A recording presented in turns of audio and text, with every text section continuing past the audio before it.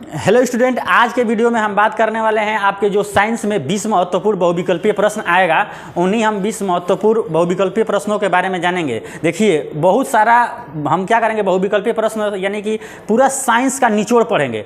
जो previous year में बहुविकल्पीय प्रश्न पूछा गया है या जो संभावना है कि ये प्रश्न आ सकता है, उन सभी बहुविकल्पीय प्रश्नों को हम क्या किए हैं, संग्रह किए हैं। आज हम उन्हीं क्या करेंगे, बहुविकल्पीय प्रश्नों को आपको विश्लेषण करके बताएंगे। ठीक है, तो आइए अगला क्वेश्चन हम स्टार्ट करते हैं।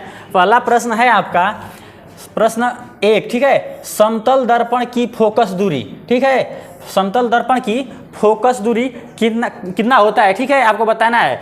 ऑप्शन ए दिया है 0 और ऑप्शन बी दिया है अनंत और ऑप्शन सी दिया है 25 सेमी और डी ऑप्शन दिया है 25 सेमी। ठीक है, इसको 250 सेमी कर लीजिए। बताइए आप लोग कमेंट करके कौन सा ऑप्शन आपका सही होगा। हम आप लोगों को बताए हैं कि समतल दूरी जो दर्पण होता है, समतल दर्पण की फोकस दूरी क्या होती है, अनंत होती है। कितना होती है, अनंत होती है। ठीक है, समतल दर्पण की फोकस दूरी अनंत होती है, इसलिए ऑप्शन नंबर बी आपका क्या होगा, सही होगा। ऑप्शन नंबर बी आपका क्या होगा, सही होगा। ठीक है, ऑप्शन नंबर बी आपका क्या होगा, सही होगा। ठीक है, देखिए, और समतल दर्पण में जो फोकस दूरी से अपना प्रतिबिंब बनता है, ये तो अनंत हो गया फोकस दूरी। ठीक है, और त्रिज्या भी पूछता है। दूसरा प्रश्न कि समतल दर्पण की त्रिज्या बताइए। तो देखिए, जब ये अनंत होता है फोकस दूरी, तो इसका त्रिज्या भी क्या होती है, अनंत। ठीक है, त्रिज्या भी पूछ सकता है, ध्यान दीजिए, त्रिज्या भी पूछ सकता है। यह भी कितना होता है, अनंत होता है। ठीक है, कितना होता है,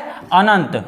फोकस दूरी भी अनंत होती है और वक्रता त्रिज्या भी क्या होती है, अनंत होती है। और एक समतल दर्पण का गुण है कि समतल दर्पण से जितना, जैसे मान लीजिए कि ये समतल दर्पण है, इससे जितना दूरी पर वस्तु रहेगी, इस दर्पण के पीछे उतना ही दूरी पर कितना बनेगा, प्रतिबिंब। मान लीजिए कि 10 सेंटीमीटर पे हमारा क्या है, कोई वस्तु है। ठीक है, तो 10 सेंटीमीटर इससे पीछे क्या बनेगा, प्रतिबिंब बनेगा। ठीक है, ये भी पूछता है, ध्यान रखिएगा। आइए अगला क्वेश्चन देखते हैं।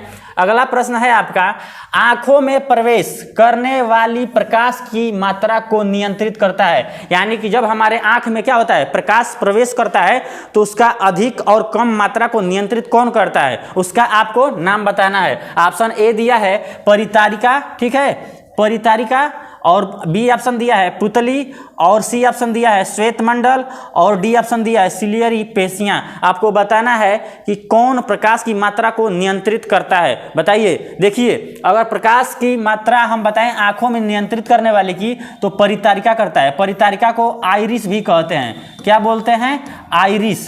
ठीक है, परितारिका को आइरिस भी कहते हैं। ठीक है, अगर कहीं परितारिका न दे, वहां पे आइरिस दे, तो आपको क्या करना होगा, आइरिस को क्लिक करके यानी कि सही करना होगा। हमारा ऑप्शन नंबर ए क्या होगा, सही होगा। आइरिस ही हमारे आंखों में प्रवेश करने वाली प्रकाश की मात्रा को क्या करता है, नियंत्रित करता है। क्या करता है, प्रकाश को नियंत्रित करता है। आइए अगला प्रश्न देखते हैं। अगला प्रश्न है आपका, सिलिकॉन पदार्थ होता है। बताइए आपको सिलिकॉन पदार्थ क्या होता है। बताना है कि धातु होता है, अधातु होता है, उपधातु होता है कि अर्ध धातु है। ठीक है, ऑप्शन देखिए क्या दिया है। ऑप्शन ए दिया है सुचालक, और ऑप्शन बी दिया है कुचालक, और सी ऑप्शन दिया है अर्धचालक, और डी ऑप्शन दिया है कोई नहीं। सिलिकॉन बताना है कि क्या है, और ऑप्शन में आपको दिया है। देखिए, इसमें हम बताएं सिलिकॉन क्या, तो सिलिकॉन एक अर्धचालक पदार्थ है। ठीक है, सिलिकॉन अर्धचालक है। ठीक है, ऑप्शन नंबर सी हमारा क्या होगा, सही होगा। आइए अपना देखते हैं अगला क्वेश्चन। चुंबकीय क्षेत्र का मात्रक। चुंबकीय क्षेत्र का मात्रक क्या है, चुंबकीय क्षेत्र का मात्रक आपको बताना है। क्या होता है, वेबर प्रति मीटर या वेबर प्रति मीटर स्क्वायर, और सी ऑप्शन दिया है वेबर मीटर, और डी ऑप्शन दिया है वेबर। आपको बताना है कि चुंबकीय क्षेत्र का मात्रक क्या होता है। ठीक है, चुंबकीय क्षेत्र को किससे प्रदर्शित करते हैं, बी से प्रदर्शित करते हैं। ठीक है, बताइए। देखिए, चुंबकीय क्षेत्र जो है इसको क्या कहते हैं, इसका मात्रक वेबर प्रति मीटर स्क्वायर होता है, वेबर प्रति मीटर स्क्वायर। ठीक है, चुंबकीय क्षेत्र का मात्रक क्या होता है, वेबर प्रति मीटर स्क्वायर। आइए अगला देखते हैं। अगला आपका प्रश्न है वक्रता त्रिज्या। ठीक है, का मात्रक। वक्रता त्रिज्या का आपको मात्रक बताना है। वक्रता त्रिज्या को किससे प्रदर्शित करते हैं, आर से। ठीक है, और इसका क्या बताना है, मात्रक बताना है। ठीक है, बताइए आप लोग कमेंट करके इसका मात्रक क्या होगा।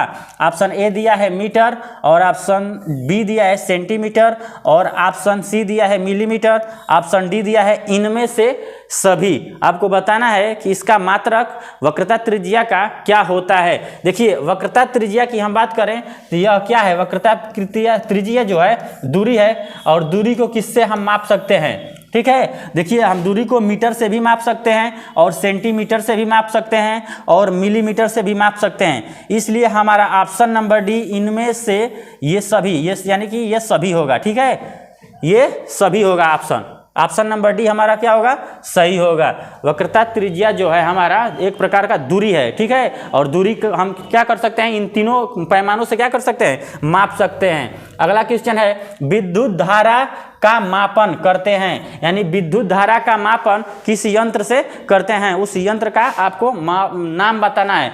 विद्युत जनित्र द्वारा, ठीक है, और ऑप्शन बी दिया है धारा मापी द्वारा, और ऑप्शन सी दिया है अमीटर द्वारा, और डी ऑप्शन दिया है विद्युत मोटर द्वारा।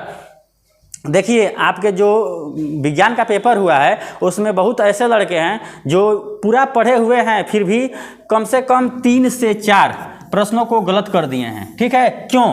इसलिए कि वह बहुविकल्पीय प्रश्न को उतना अच्छे से नहीं पढ़े हैं। वैसे भी साइंस में होगा। देखिए साइंस और मैथ का हम बात करें तो ये कोई दूसरा सब्जेक्ट नहीं है, इसकी तुलना किसी दूसरे सब्जेक्ट से मत करिएगा कि इतना हो जाएगा। यह थोड़ा हार्ड है, और इन सभी को क्या करना होगा, अच्छा से डीप में पढ़ना होगा। जैसे हम पढ़ा रहे हैं, इन सभी को प्रश्नों को आप अगर डेली देखते हैं तो सभी जितना पूछा गया है प्रीवियस ईयर्स और जो प्रश्न बन सकता है उन सभी प्रश्नों को हम बता रहे हैं, ठीक है। तो आप अगर अच्छा से देखेंगे तो ये जो हिंदी के पेपर में 3 से 4 सबका गलत हुआ है वह होने की संभावना कम रहेगी। हम ये नहीं कहे हैं कि नहीं होगी, ठीक है, लेकिन इससे भी कम होगा। हो सकता है कि 1 या 2 हो, नहीं तो नहीं होगा। इसलिए आप पूरा प्रश्न को डेली हम बता रहे हैं तो आप पढ़िए, ठीक है, विश्लेषण डेली करिए आप लोग। आइए अगला प्रश्न देखते हैं। इसका बताइए क्या होगा।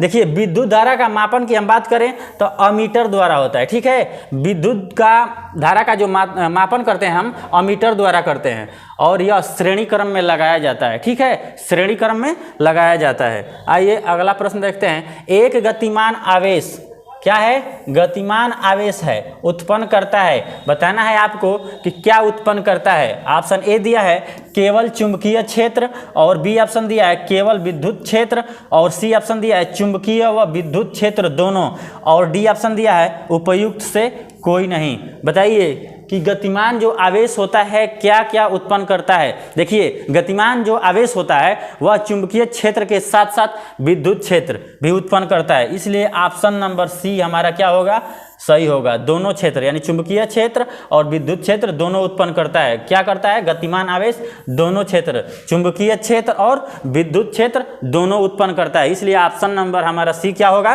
सही होगा। आइए अगला प्रश्न देखते हैं। बोल रहा है तप्त निकिल चूर्ण की उपस्थिति में एसिटिलीन तथा हाइड्रोजन अभिक्रिया कहलाती है। जब हम एसिटिलीन की उपस्थिति में, ध्यान से समझिए, ये जो एसिटिलीन है इसकी क्या है, हाइड्रोजन से अगर क्रिया कराएं किसकी उपस्थिति में, तप्त निकिल चूर्ण की उपस्थिति में, तो इस प्रकार की जो अभिक्रिया होगी कैसी होगी आपको बताना है। ऑप्शन ए दिया है विस्थापन अभिक्रिया, और ऑप्शन क्या दिया है बी योगात्मक अभिक्रिया, और ऑप्शन सी दिया है वियोजन अभिक्रिया, और ऑप्शन डी दिया है अपघटन अभिक्रिया। बताइए एसिटिलीन का आपको करना है, क्या करना है, किससे अभिक्रिया, CH, ठीक है, और इसको हाइड्रोजन से अभिक्रिया कराना है, ठीक है। हाइड्रोजन से जब हम क्रिया कराएंगे तो क्या बनेगा आपको बताना है। बताइए आप लोग कमेंट करके बताइए, CH2CH2, ठीक है, ये हमारा बनेगा। बताइए कौन सा अभिक्रिया है। देखिए इस अभिक्रिया से हमको ये प्राप्त हो रहा है कि यह हाइड्रोजन क्या हो रहा है, एसिटिलीन में जा करके जुड़ जा रहा है, जिससे हमको क्या प्राप्त हो रहा है, CH2 डबल बॉन्ड CH2 प्राप्त हो जा रहा है, ठीक है। एथीन इसको बोलते हैं, और एसिटिलीन से हम क्या किए हैं, हाइड्रोजन अभिक्रिया किए हैं, तो हमारा क्या प्राप्त हो गया है, एथीन, ठीक है। बताइए अब हमको हाइड्रोजन क्या हुआ है, जुड़ गया है। तो जब हाइड्रोजन जुड़ता है तो योगात्मक अभिक्रिया होती है। कौन सा अभिक्रिया होती है, योगात्मक अभिक्रिया होती है। इसलिए ऑप्शन नंबर बी आपका क्या होगा, सही होगा। अगर देखिए अगर यहीं पे योगात्मक अभिक्रिया ना दे करके हाइड्रोजनीकरण अगर दे दे, इसी को हाइड्रोजनीकरण भी कहते हैं।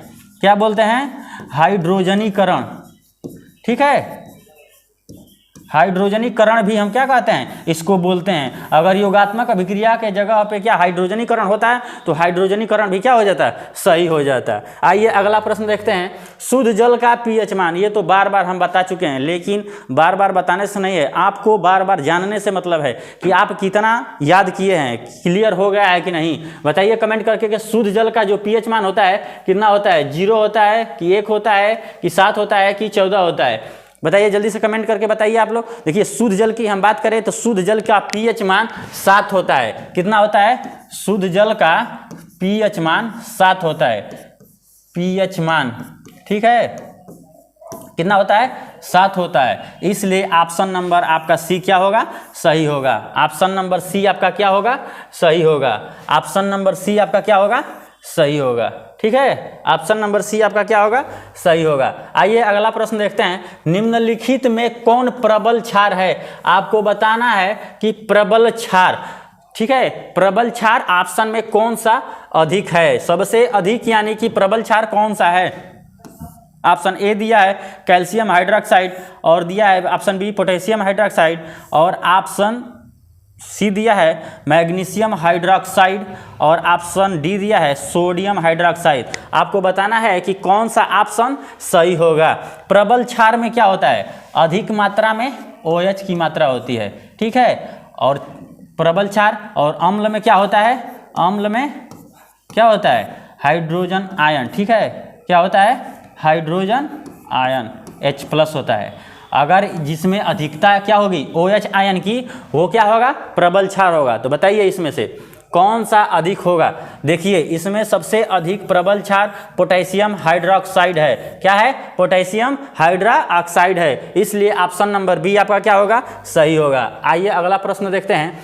सल्फर डाइऑक्साइड का जलीय विलयन होता है। आपको बताना है कि सल्फर डाइऑक्साइड का जलीय विलयन कैसा होता है। बताइए SO2 का जलीय विलयन, ठीक है, SO2 में अगर H2O से क्या करें, हम क्रिया कराएं तो इसका जो जलीय विलयन होगा किस प्रकार का होगा। ऑप्शन ए दिया है अम्लीय, और बी ऑप्शन दिया है क्षारीय, और सी ऑप्शन दिया है उदासीन, और डी ऑप्शन दिया है उभयधर्मी। देखिए अगर हम SO2 यानी सल्फर डाइऑक्साइड का H2O यानी कि जल से क्या करें, हम विलयन करा दें तो हमारा क्या होगा, अम्लीय विलयन प्राप्त होगा। क्या होगा, अम्लीय विलयन प्राप्त होगा, इसलिए ऑप्शन नंबर ए हमारा क्या होगा, सही होगा। आइए अगला प्रश्न देखते हैं। निम्न में से, ठीक है, बताना है कि यौगिक अम्लीय प्रकृति का है, इन सभी ऑप्शनों में कौन सा अम्लीय प्रकृति का है। ऑप्शन ए दिया है CH3CHO, ठीक है, और ऑप्शन बी दिया है CH3CH3 सिंगल बॉन्ड, ठीक है, और ऑप्शन सी दिया है CH3COOH,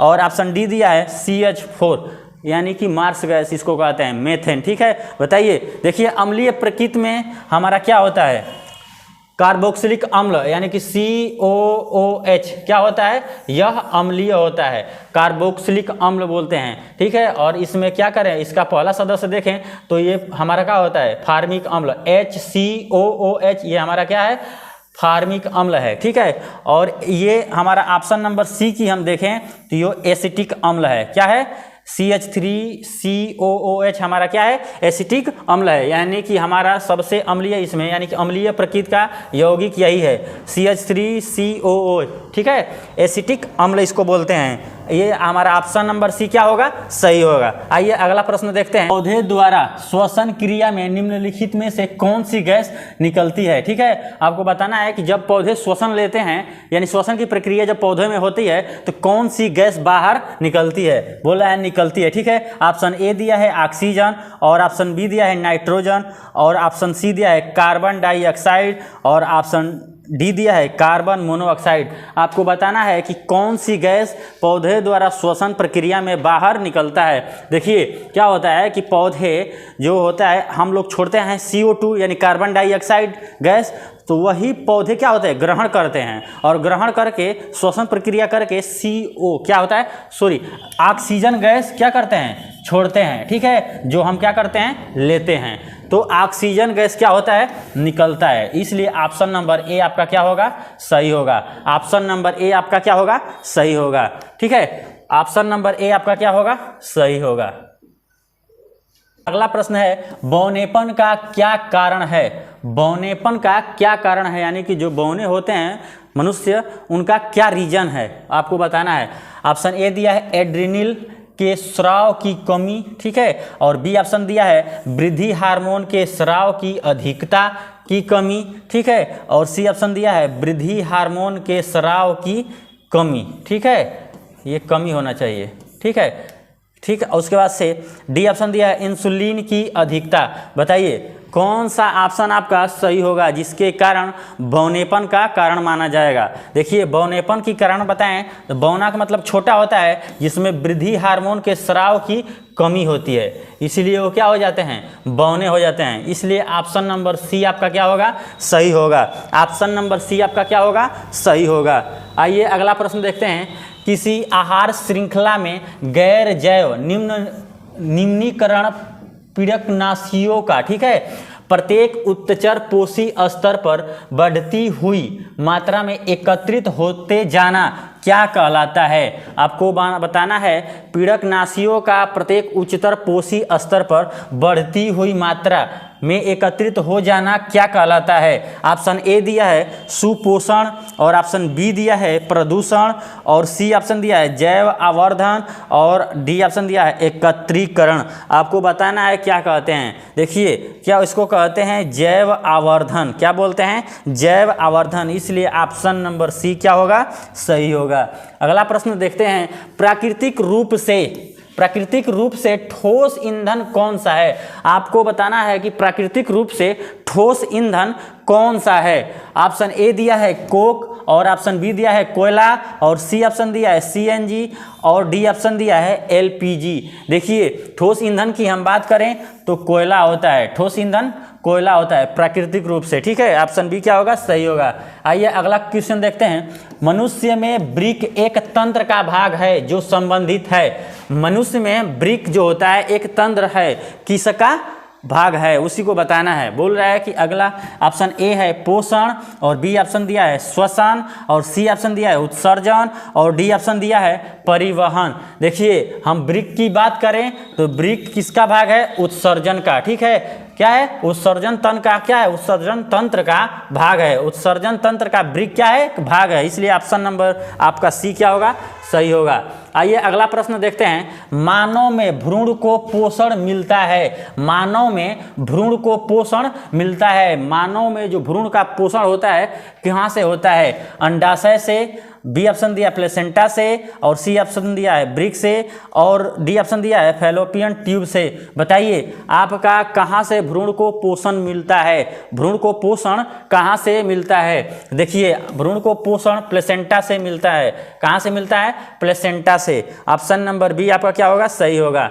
आइए अगला प्रश्न। मेंडल के अनुसार, ठीक है, टमाटर के बौने पौधे का जीन प्रारूप होता है। जो मेंडल के अनुसार नियम है उसके अनुसार मटर के बौने पौधे का जीन किस रूप का होता है। ऑप्शन ए दिया है कैपिटल में डबल टी, ठीक है, और कैपिटल टी स्मॉल टी, और सी ऑप्शन दिया है डबल स्मॉल टी, ठीक है, और स्मॉल टी कैपिटल टी। आपको बताना है कि मेंडल के अनुसार, ध्यान रखिएगा, मेंडल के अनुसार बताना है कि मटर के बौने पौधे का, ठीक है। तो इसका ऑप्शन नंबर सी क्या होगा, स्मॉल टी टी। हमारा क्या होगा, ऑप्शन नंबर सी क्या होगा, सही होगा। आइए अगला प्रश्न देखते हैं। किस अवतल दर्पण की फोकस दूरी 15 सेमी, ठीक है, किसी अवतल दर्पण की फोकस दूरी 15 सेमी है, ठीक है। फोकस दूरी कितना है, 15 सेमी है। कितना है, 15 सेमी, ठीक है। और कौन सा दर्पण है, तो अवतल दर्पण है। देखिए हम बता दें कि अवतल दर्पण यानी प्रकाश के परावर्तन से, इसको थोड़ा एक मिनट रुक जाइए, एक बहुत ज़रूरी बताना है कि जो प्रकाश का सूत्र होता है 1/f = 1/v + 1/u, यानी कि प्रकाश का परावर्तन से, ठीक है, परावर्तन से आपका न्यूमेरिकल तो फिक्स है, वो भी कितने नंबर में आएगा, तो 5 से 6 नंबर में आएगा। तो इस सूत्र पे जितना न्यूमेरिकल आपका होगा उसको करने का पूरा प्रयास रखिएगा कि 1/f = 1/v + 1/u से जितना भी न्यूमेरिकल आपका आएगा 100% है कि 5 से 6 नंबर में आएगा, वो फिक्स है कि आएगा। तो इस सूत्र पे आप न्यूमेरिकल कर लीजिएगा। उसके बाद से अपवर्तन से 1/f = 1/v - 1/u से भी आपको क्या करना है, न्यूमेरिकल दोनों क्या आ जाएगा, आ जाएगा आपका 5 से 6 नंबर में आएगा, ठीक है। और देखिए अगला हम बता रहे हैं जो मानव नेत्र है, ठीक है। मानव नेत्र में हम आपका बहुविकल्पीय प्रश्न करा चुके हैं, जितना बनने वाला बहुविकल्पीय प्रश्न था हम बता चुके हैं, ठीक है। और बाकी जितने होंगे और हम ही बताएंगे।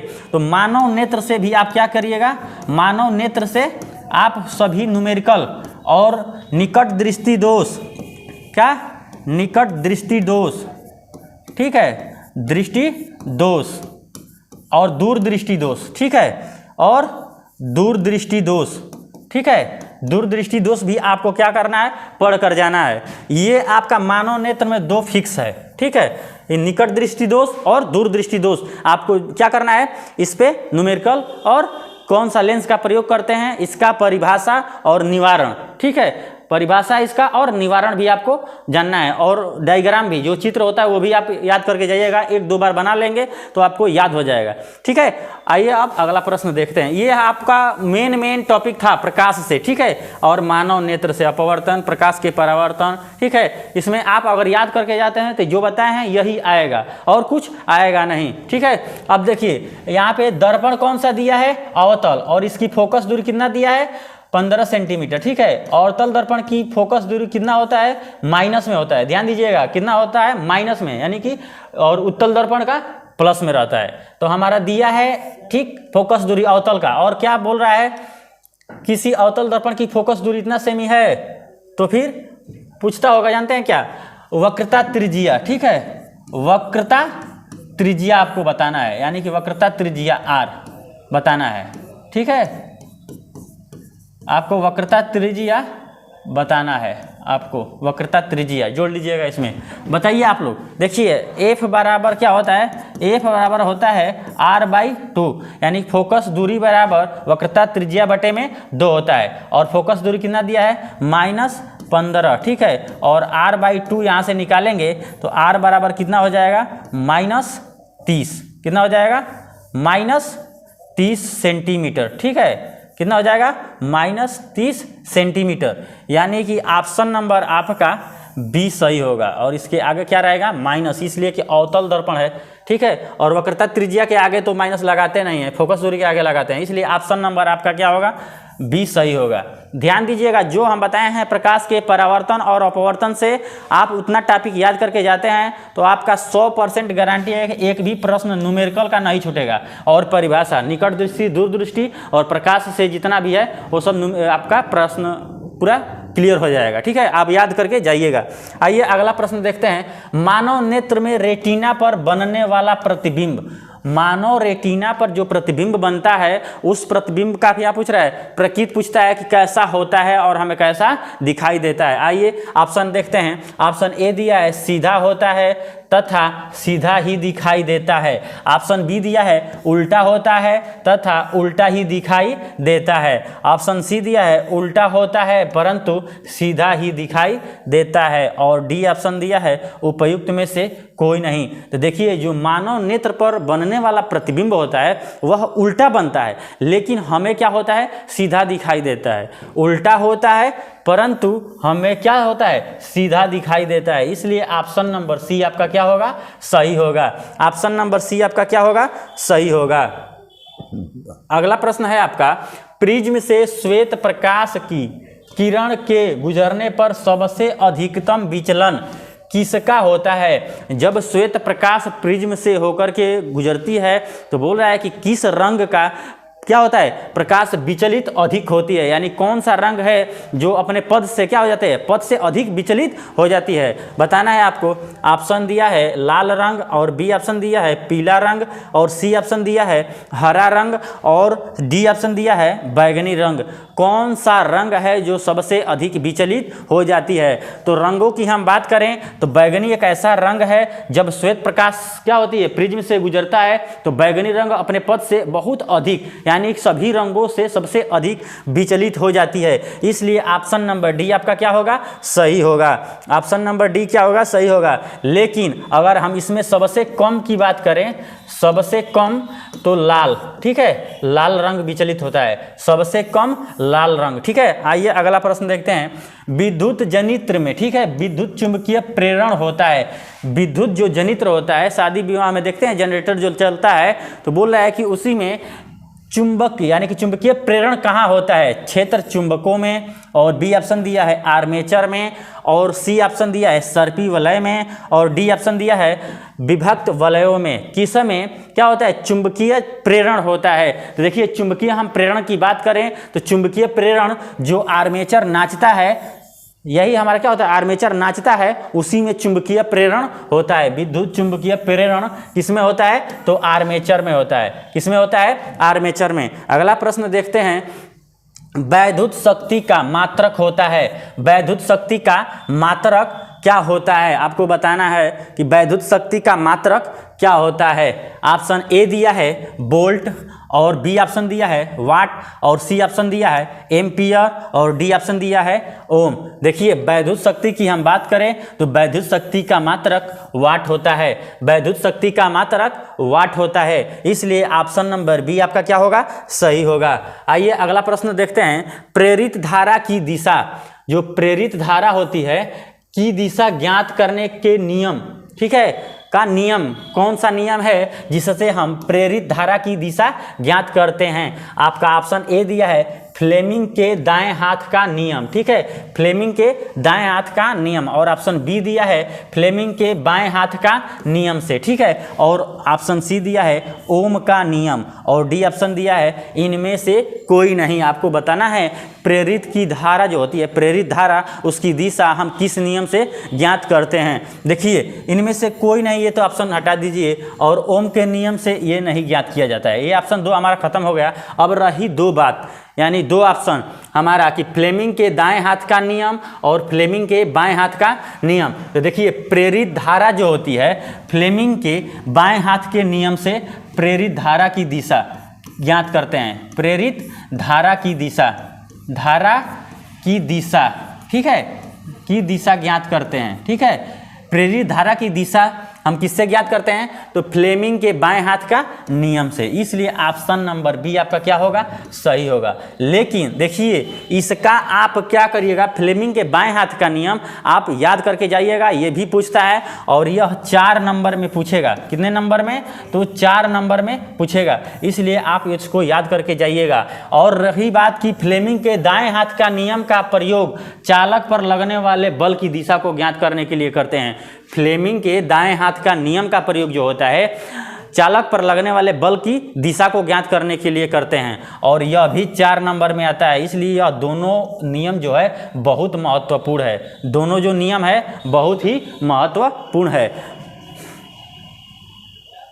अगला क्वेश्चन है आपका विद्युत विभवांतर का मात्रक, ठीक है, विद्युत विभवांतर का आपको मात्रक बताना है। तो विद्युत विभवांतर का जो मात्रक क्या है आपको बताना है। पहला ऑप्शन एम्पियर, और बी ऑप्शन दिया है ओम, ठीक है, और सी ऑप्शन दिया है वोल्ट, और डी ऑप्शन दिया है वाट। विद्युत विभवांतर का आपको बताना है कि विद्युत जो विभवांतर होता है इसका मात्रक क्या होता है। तो देखिए विद्युत विभवांतर को हम बात करें तो विद्युत विभवांतर की मात्रक वोल्ट होता है, ठीक है, वोल्ट होता है। अब देखिए आशा करते हैं कि आप लोगों को सभी क्वेश्चन समझ में आया होगा। अगर वीडियो पसंद आया हो तो वीडियो को लाइक कीजिएगा, शेयर कीजिएगा, और चैनल पर नए हैं तो चैनल को सब्सक्राइब कीजिएगा। मिलते हैं अगले वीडियो में। Thank you.